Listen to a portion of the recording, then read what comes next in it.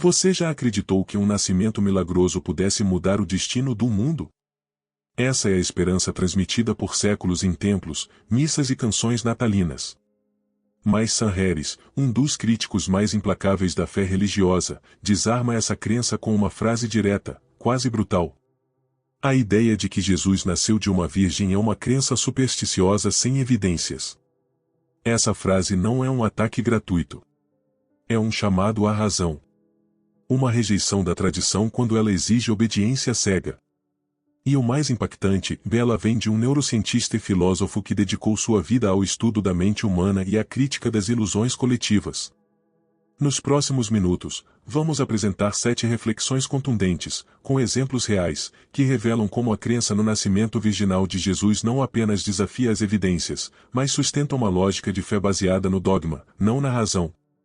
Não se trata de ridicularizar. É uma proposta de lucidez. E talvez, um convite a libertar o pensamento do peso da superstição. Contextualização da vida de Sam Harris.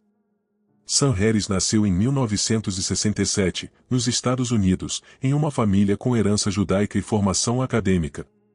Graduou-se em filosofia pela Universidade de Stanford e fez doutorado em neurociência pela Universidade da Califórnia. Harris ganhou reconhecimento mundial após a publicação de seu primeiro livro, em 2004, no período de intensa inquietação pós-ataques de 11 de setembro. A obra desafiava diretamente a ideia de que a fé deveria ser imune à crítica.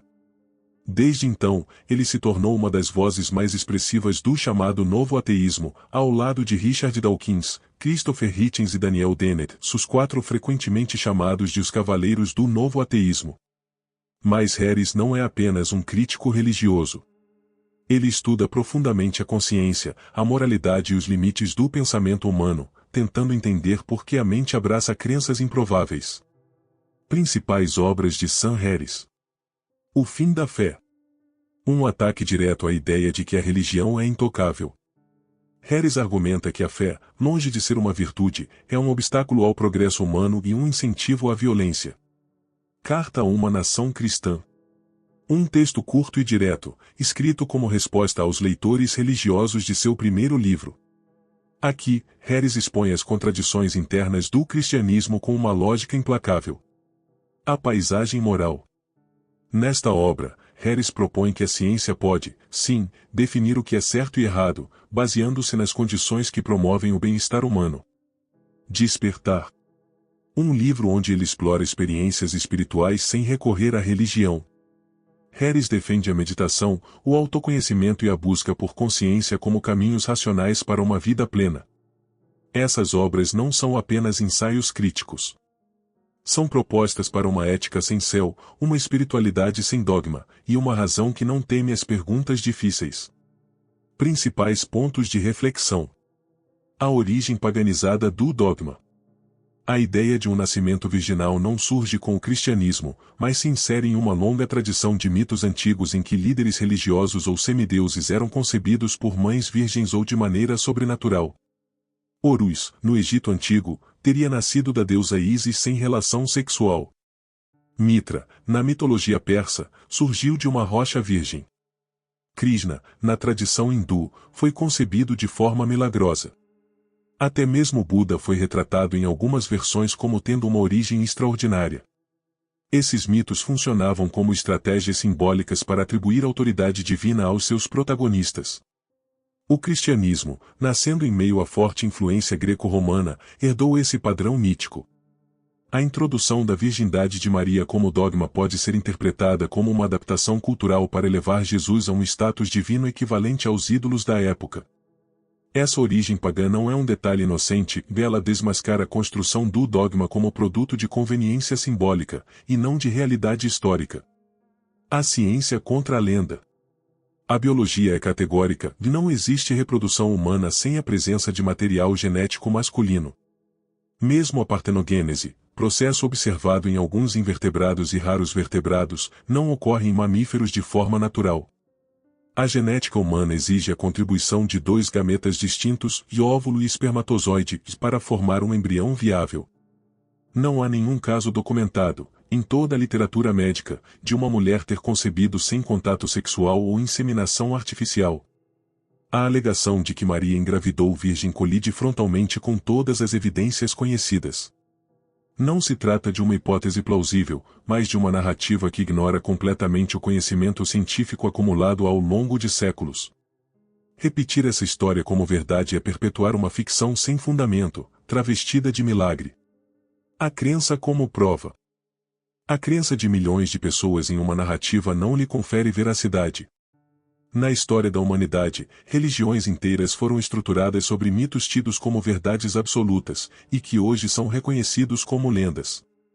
Os antigos gregos acreditavam que Zeus governava o céu. Os nórdicos criam que Ode havia sacrificado um olho para alcançar sabedoria. Nenhuma dessas crenças resistiu à análise racional, embora tenham sido defendidas com fervor por gerações inteiras. O nascimento virginal de Jesus se encaixa nesse mesmo molde. É aceito como verdade não porque tem evidências, mas porque foi inculcado como dogma desde a infância. Sanherry sustenta que o valor de uma crença depende do que a sustenta, não do número de adeptos que a repetem. Quando uma sociedade transforma a fé em critério de verdade, ela abre mão da honestidade intelectual. O dogma que controla.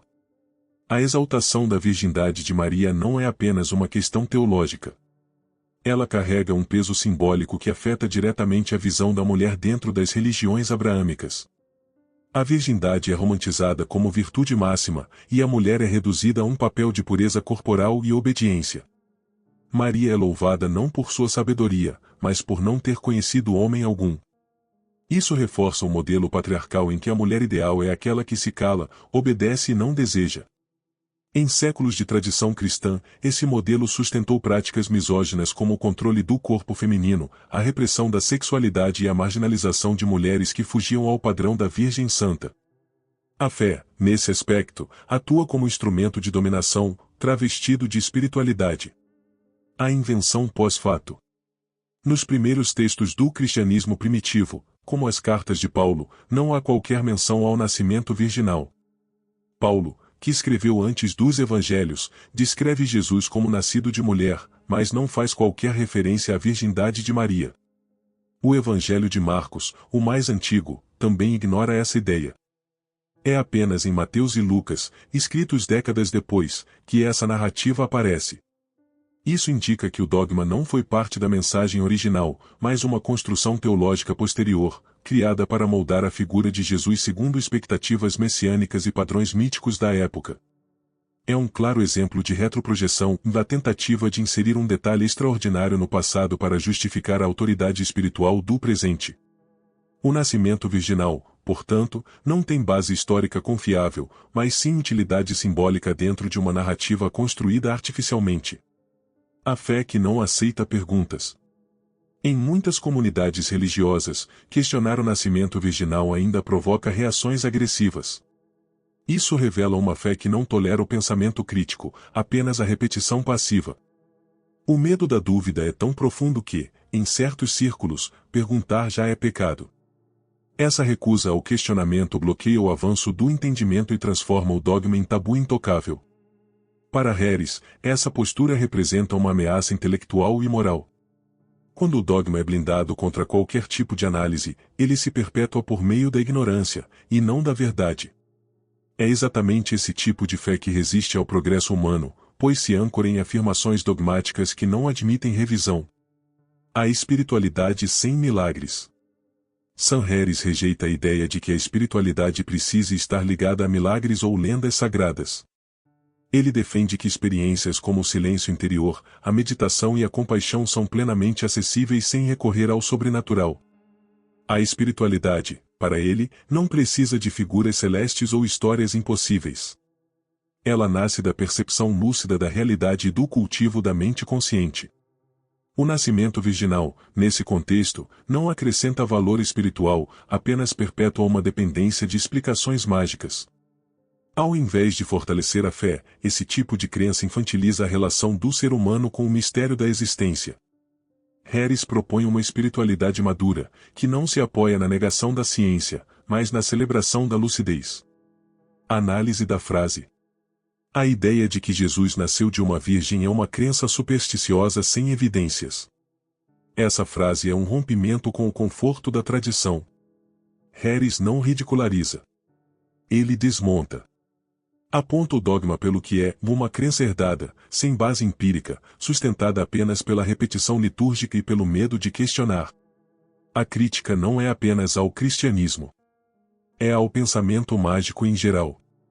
Quando aceitamos o nascimento virginal como fato, abrimos a porta para aceitar qualquer coisa que soe sagrada, mesmo sem fundamento. E nesse terreno, a verdade deixa de importar. Ponto de vista.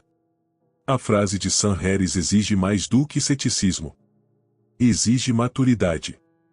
Maturidade para separar o que foi contado do que pode ser comprovado.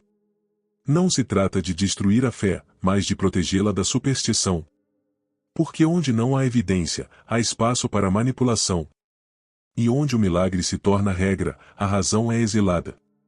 Talvez seja a hora de olhar para o nascimento de ideias, não de mitos.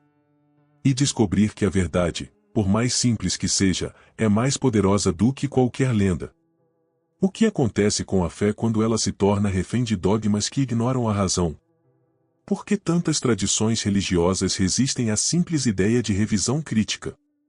É possível manter uma espiritualidade honesta quando se insiste em negar as evidências mais básicas?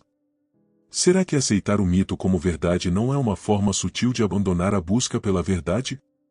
O que é mais transformador, acreditar em milagres ou compreender a realidade com profundidade? Se esse conteúdo tocou você, compartilhe. Aqui, o valor não está nas etiquetas, mas no pensamento livre. Curta o vídeo, inscreva-se no canal Ensinamentos Brilhantes e ative o sininho para receber mais reflexões como esta. Se quiser apoiar ainda mais, considere se tornar membro ou enviar um valeu demais. Aqui, não cultivamos milagres. Cultivamos lucidez. Até o próximo vídeo.